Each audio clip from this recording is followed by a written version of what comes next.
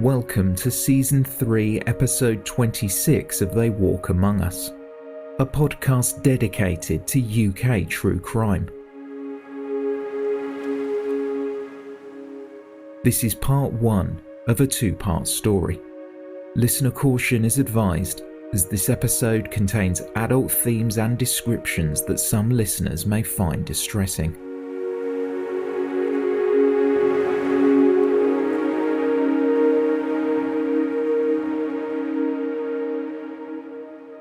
Off the northeastern tip of Scotland, many of the 70 isolated islands in Orkney are unoccupied. The sandy beaches, lush green fields and rugged white cliffs look like something you would see on a postcard. With a population of roughly 20,000 people, crime is rare. On the odd occasion when an offence is committed, it doesn't take long for police to apprehend the culprit, as everyone knows everyone else's business. There hadn't been a murder in Orkney in a quarter of a century, but in 1994, all that would change.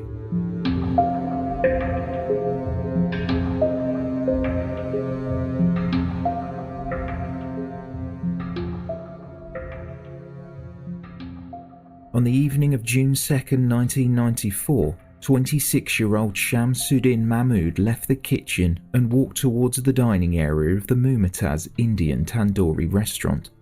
Located on Bridge Street in Kirkwall, the capital of the Orkney Islands, the restaurant had been open for a few years.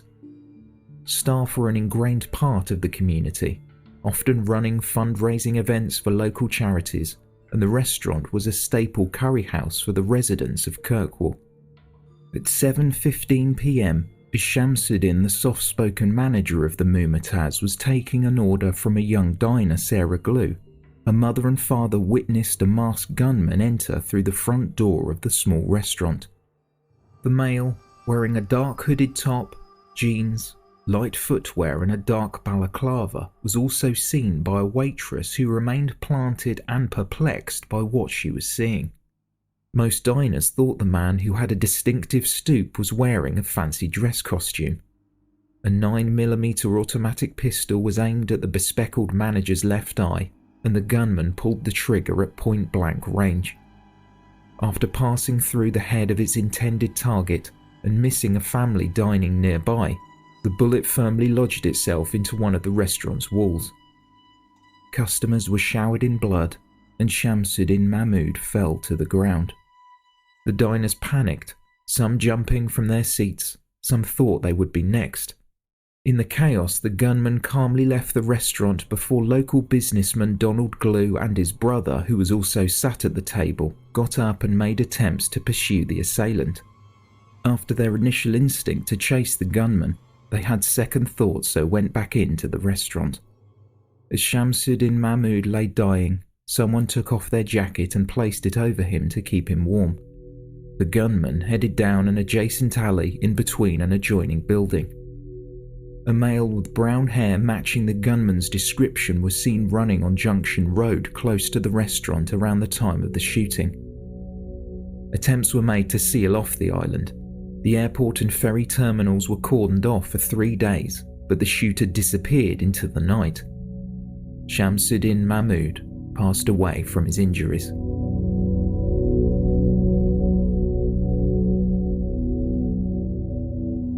After the shooting, owner of the Mumataz restaurant, Moina Mia, was interviewed and spoke about Shamsuddin Mahmood, known locally as Shamal, but couldn't understand why he was killed. The owner told a reporter for The Independent he was a very good worker, all the time smiling. Customers liked him. Sometimes there were arguments with people who were drunk who wanted to come in, but nothing serious. I'm still shocked. I run a good business. I cannot think why this happened here. The local Church of Scotland minister, the Reverend Ron Ferguson, also addressed the press about the concerns of local residents. He stated, "There is unease and a great sense of bewilderment that it could have happened here. Most think it was a contract-style killing, revenge for something that happened when Shamal was working in England or Bangladesh. But there are those who have genuine fears that the killer is still here on Orkney and may strike again." Donald Glue, whose daughter was being served when the shooting took place, also provided a statement and said, "I thought it was someone the waiter knew. When he held the gun up with two hands, you thought it was going to go pop and a flag come out saying bang. In Orkney, we don't expect real guns like that. But it didn't go pop, and a split second after he fired, I thought, Christ, he's going to turn it on the kids. The whole thing cannot have lasted more than 10 seconds." Given the severity of the crime, the investigation was headed up by Detective Superintendent George Goff and Detective Inspector Angus Chisholm from the Northern Constabulary. They travelled the 150 miles from the force's headquarters in Inverness to John O'Groats, and then detectives had to board a ferry travelling for 45 minutes before arriving in Orkney. Expecting the investigation to last no more than a few days, as the last murder occurred 25 years before and the culprits were captured the following morning, DS Goff was surprised his investigation yielded little results. A description of the gunman was released by the press, who described him as being 5 feet 8 inches to 6 feet tall and in his mid-20s.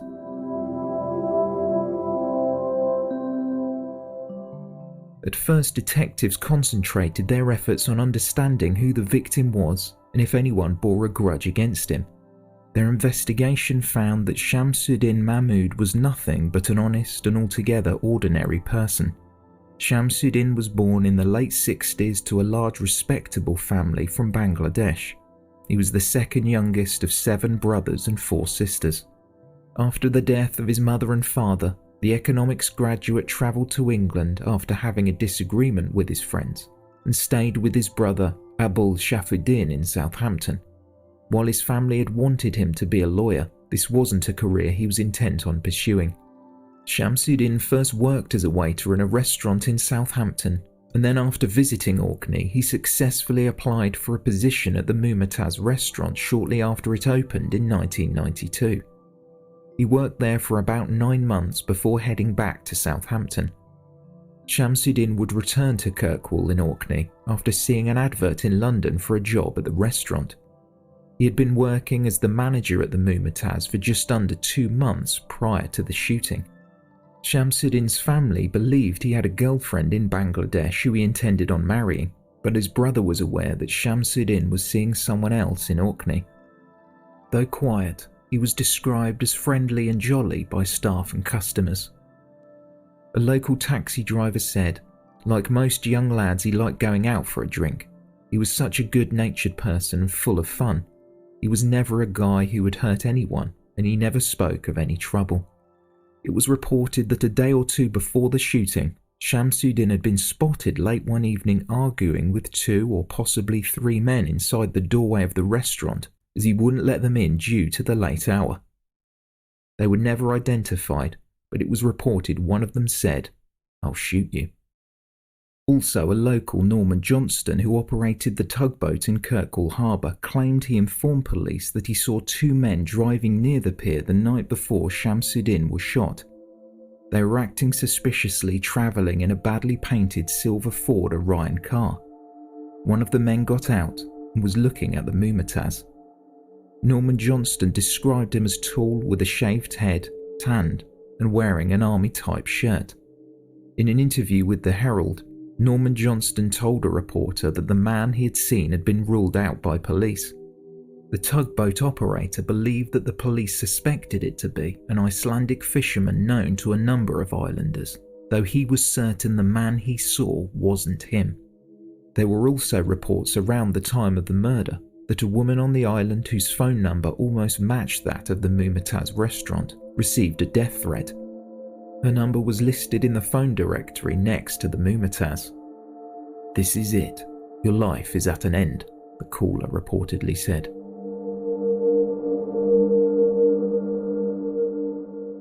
Detectives could find no evidence that Shamsuddin had a feud with anyone on or off the island, and there seemed to be no issues with the restaurant in which he worked.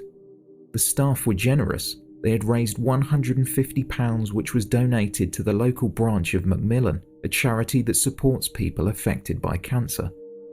Every home on the island was visited, and over 4,000 people were interviewed, including tourists that had visited Orkney from the other side of the world. Police travelled to Southampton and London to identify if Shamsuddin had been part of a gang feud or perhaps involved in the distribution of drugs. While the island was rife with rumour, the police came up with nothing. Detective Superintendent George Goff spoke to the Independent newspaper and said, "My experience tells me the murderer is more likely to be a local than an outsider still there in the community." The owner of the Mumataz restaurant papered over the bullet hole and tried to sell the business, as they found it hard to recruit any new staff following the murder. As police continued to make inquiries, they were contacted by Margaret Railston, who had seen an individual near a home on May 19th, a few weeks before the shooting, dressed in a similar outfit to that of the gunman. Along with a friend, 17-year-old Lynn Railston, Margaret's daughter, made her way home from school and saw the male crouching behind a wall in Papdale Woods, about half a mile from the Mumataz restaurant. When she got home, Lynn Railston told her mother about the sighting, though Margaret had already spotted the man while hanging out the washing. Not only did the male's behaviour seem strange, but his thick navy blue top looked out of place for the warm weather. Along with a balaclava masking his face, he was also wearing jeans and black boots. He was observed for around 25 minutes moving between the trees before he removed his top and balaclava, which had 3 holes, one for each eye and one for the mouth. Underneath the navy blue top, he was wearing a distinctively patterned sweatshirt. It was white with pink and turquoise horizontal lines running across it.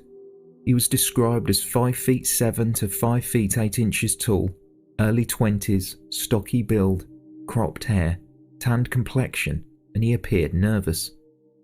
Although the Railstons didn't report the sighting at the time, they contacted police after they heard about the shooting.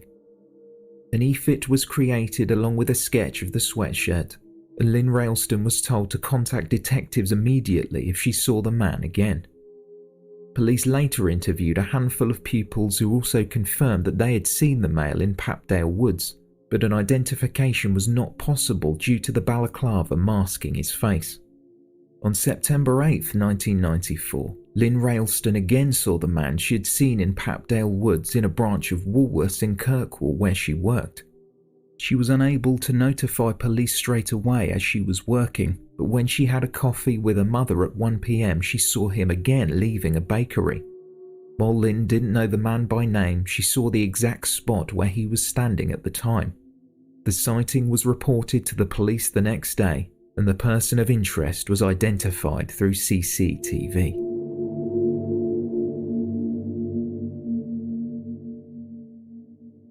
Police Constable Edmund Ross was tasked with interviewing witnesses and preserving the crime scene on June 2, 1994. As part of his role in the police force, he disposed of firearms which he would saw into pieces and throw into the sea. He knew his way around a gun.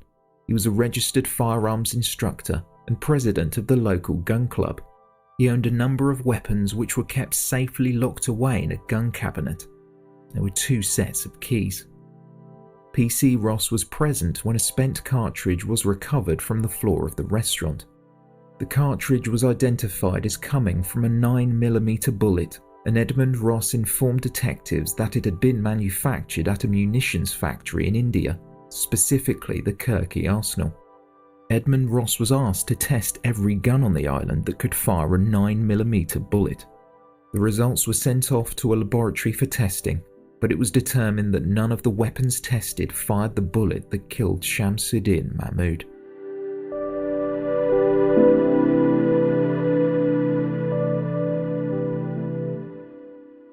A few months after the shooting, following his night shift on August 12th, PC Edmund Ross was discussing the incident with Detective Inspector Angus Chisholm.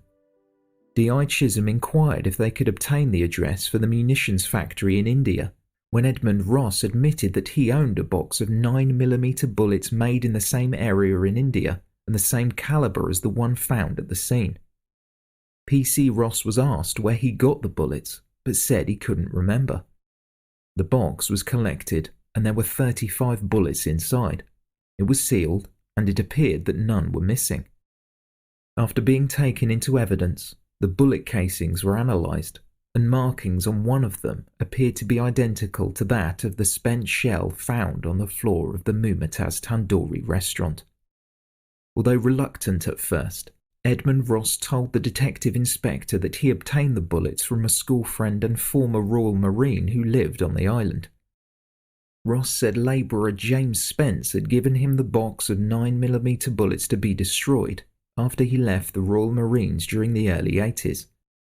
James Spence was interviewed and at first corroborated PC Ross's story, but after further investigation, the inquiry team discovered that James Spence had lied. He had sold 2 boxes of 9mm bullets to Edmund Ross, but one had been opened and was only half full. James Spence told police that Edmund Ross had persuaded him to lie. But why?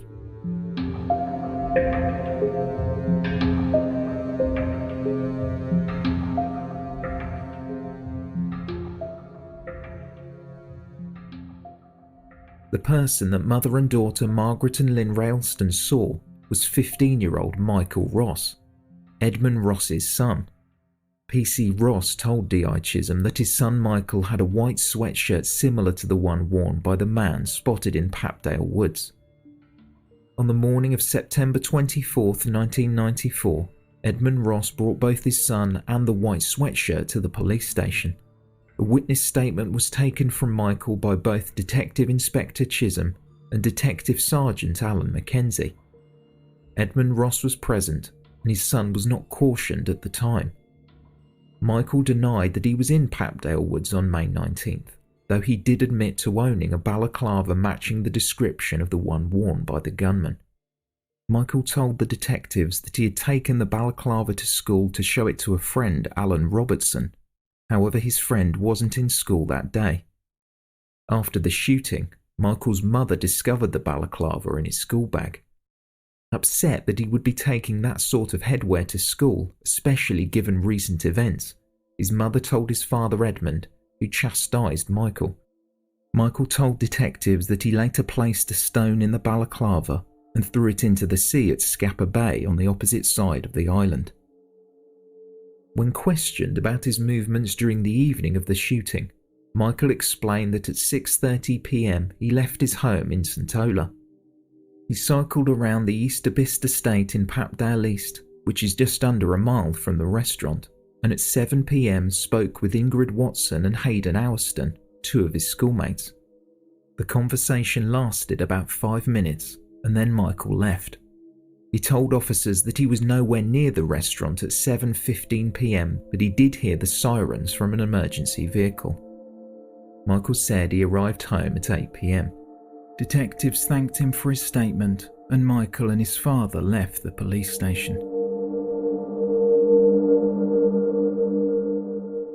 A few weeks after Michael Ross's interview, the case was featured on the BBC television programme Crime Watch at the start of October 1994.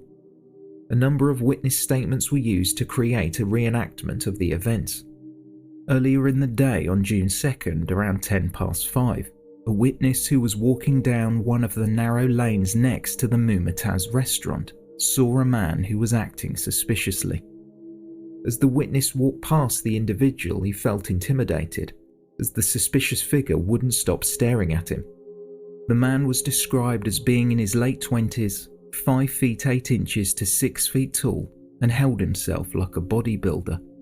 Just before the shooting at 7:10 p.m, a man matching the gunman's description was observed by a passing motorist who was pulling into the Albert Street car park off Junction Road. The male was standing outside a public toilet in a hooded top with a balaclava masking his face. Another witness had seen a man believed to be the same hooded figure heading from the public toilets to the restaurant.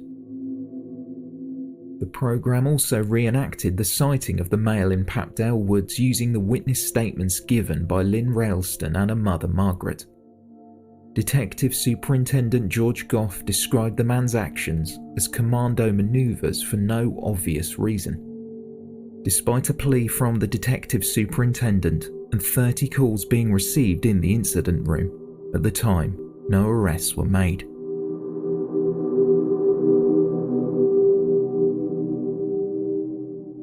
Police continued the investigation and interviewed a number of witnesses, including those who would be able to corroborate Michael Ross's account of June 2nd. Alan Robertson, Ingrid Watson and Hayden Owerston provided statements about their whereabouts on June 2nd, and not one of them verified Michael's story. On December 2nd, Michael was asked to return to the police station. His father took him, however was not present during the first interview of the day, conducted by D.I. Chisholm and D.S. Mackenzie. It was not recorded, and Michael was not cautioned. The detectives informed the 15-year-old that they had tried to corroborate his story with his schoolmates, however none of them supported his account. Michael then admitted it was him in Papdale Woods on May 19th. After the admission, the interview was terminated. Michael signed a voluntary attendance form which was also signed by both detectives.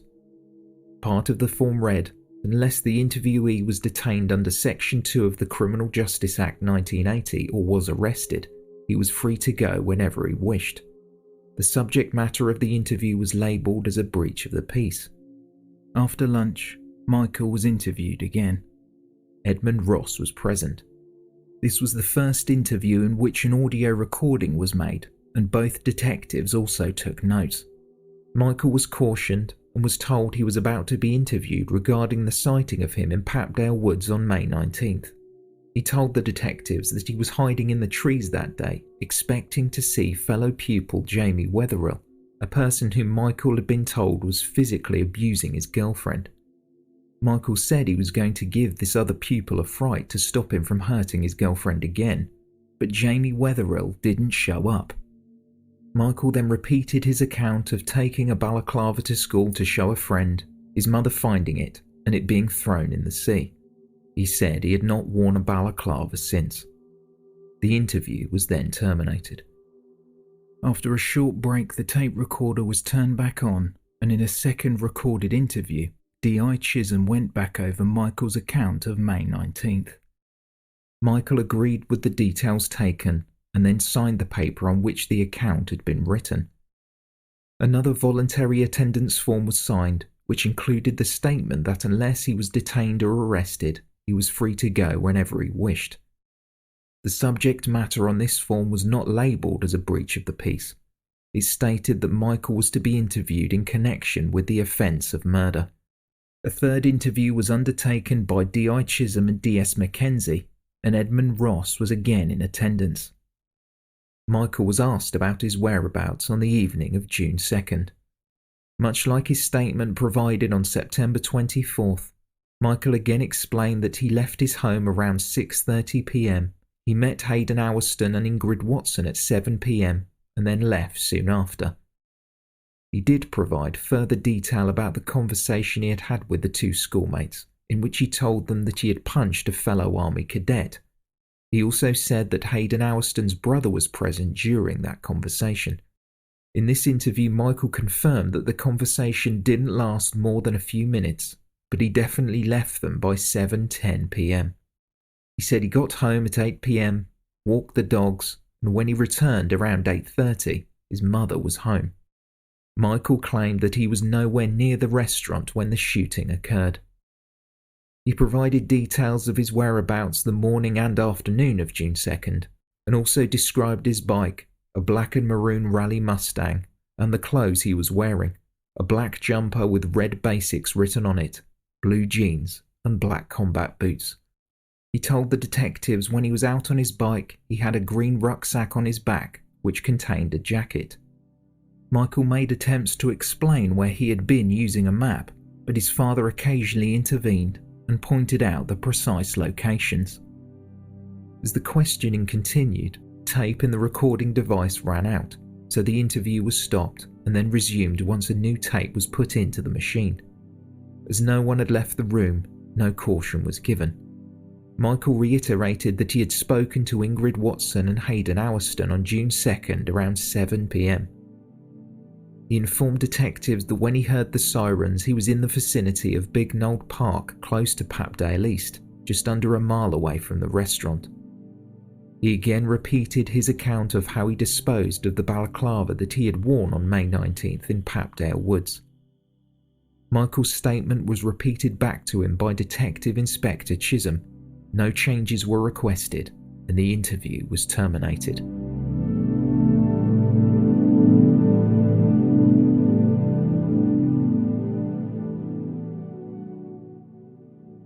After Michael Ross's interview, detectives decided to track down the schoolboy who Michael claimed he was going to attack in Papdale Woods.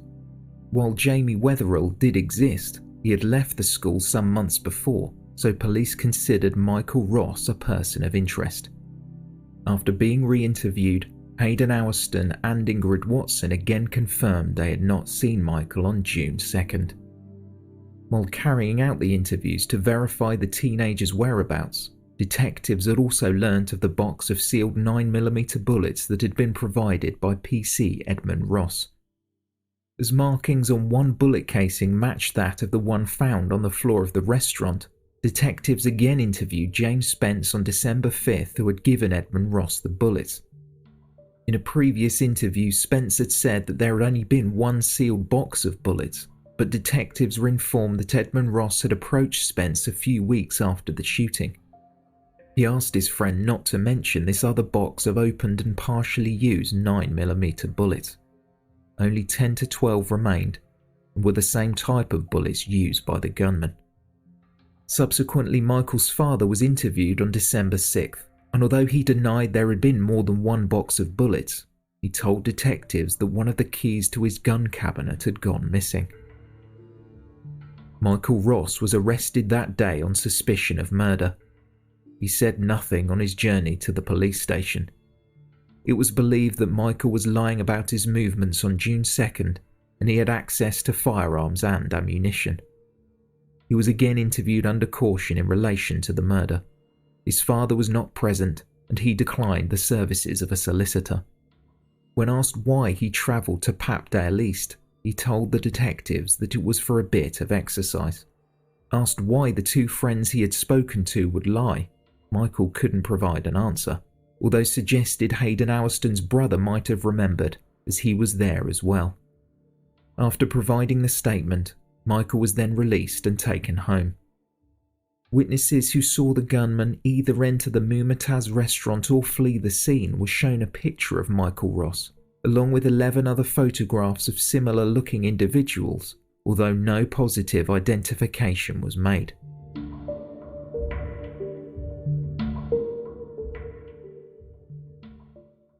After the interview, the Rosses' home was searched. In Michael's room, a drawing of the Grim Reaper was found in a notebook, and a deactivated machine gun hung from his bedroom wall.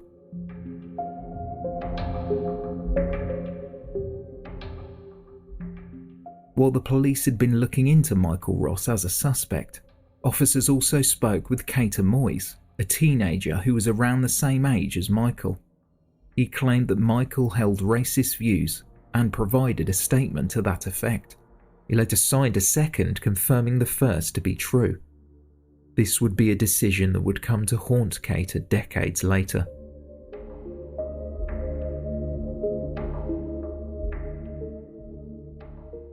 In March of the following year, police interviewed Michael's ex-girlfriend, who told police that one evening after the shooting, Michael was in possession of one of his father's guns.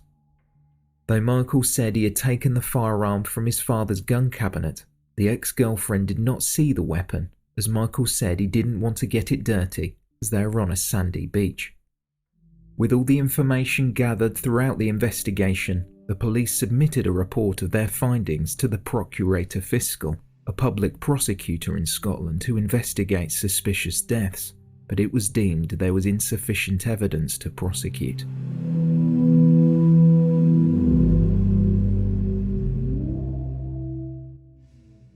At the start of 1995, during their inquiries, police discovered that PC Edmund Ross had obtained an unlicensed handgun around the late 80s to early 90s from a local arms dealer. He was suspended from the police force in March 1995.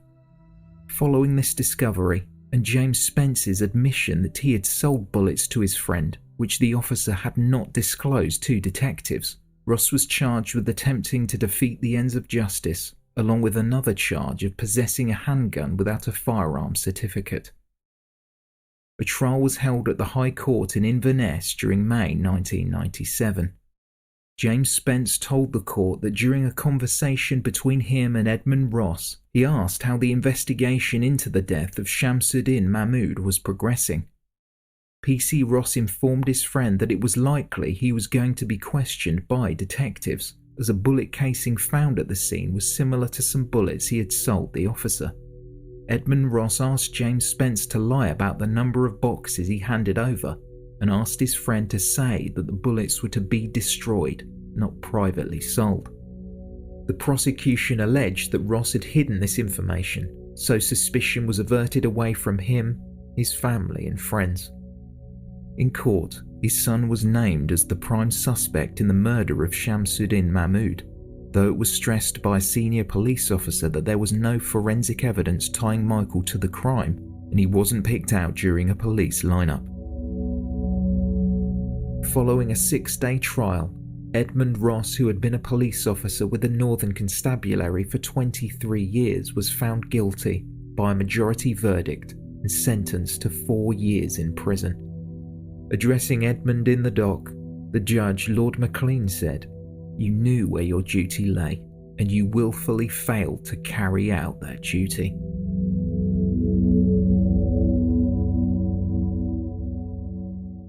After the trial, Edmund's wife Moira Ross spoke to the press and said, "They are both innocent as far as I am concerned. My son's no killer. It's totally shattered our lives. I haven't a clue where I'm going to go from here. I'm feeling devastated. I don't know when I'll see Eddie next. I just don't know. We all love him so much. I've spoken to him and he's as well as can be expected. He's as shocked about this as anybody, but we're all coping. The neighbours are being very supportive. I spoke to Michael last night after the verdict. He is devastated as well. There is no justice at all. I haven't a clue where I'm going to go from here. I hope to appeal, and hopefully something will come of that."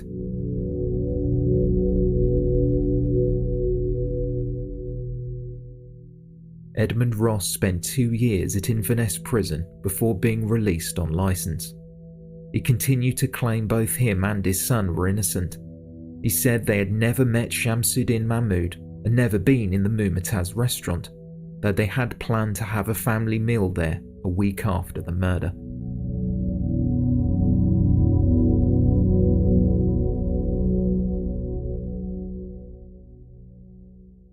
Nearly 10 years after the shooting and £500,000 later, no one had been charged. A television programme called Unsolved: Getting Away with Murder aired in January 2004.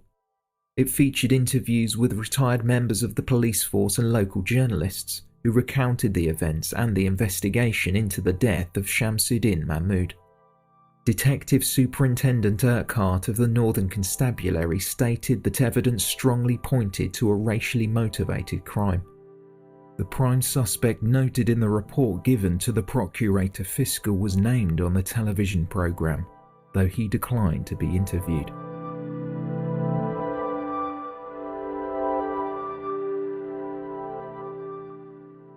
A shadow had been cast over Orkney, but in 2006 an anonymous note was handed in to the Kirkwall police office.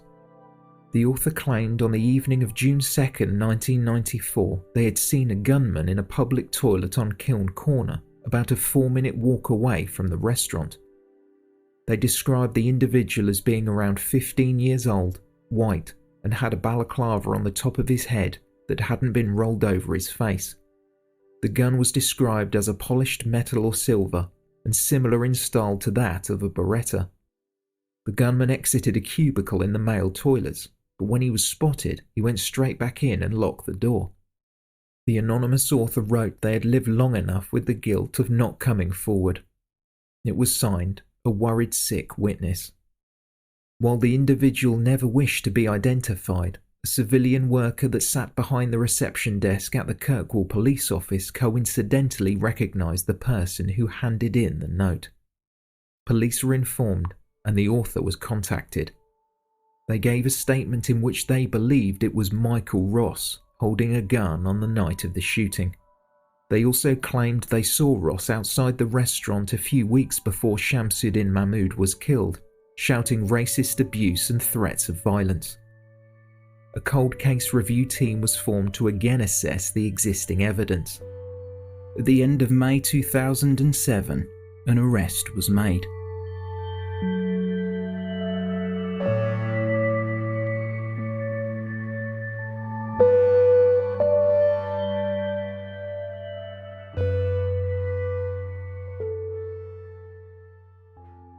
Michael Andrew Ross was born on August 28, 1978.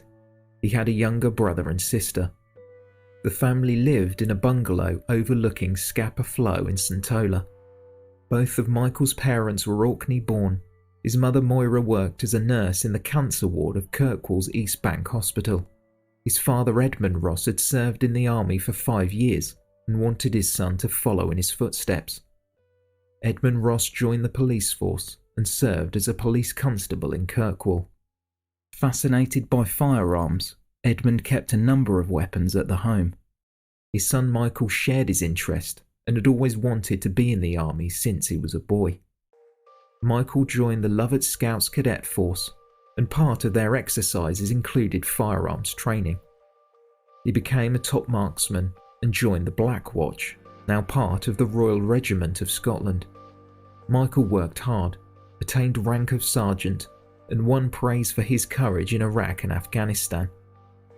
After serving in Iraq, he was one of 12 soldiers who was decorated for outstanding service. During 2004, an armoured vehicle he was travelling in was the target of a roadside bombing. Before evacuating the injured men, Michael administered first aid while in the line of fire. By the time he was arrested, he was in his late 20s, married, and had 2 daughters.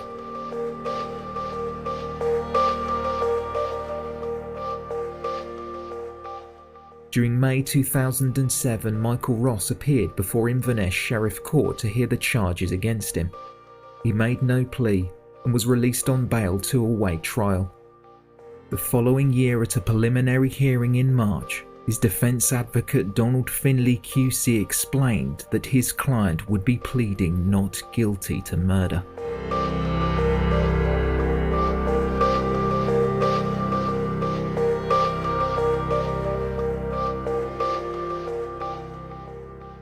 This is the end of episode 26. To hear more on the trial, the outcome, and the fallout from the case, please tune in next time.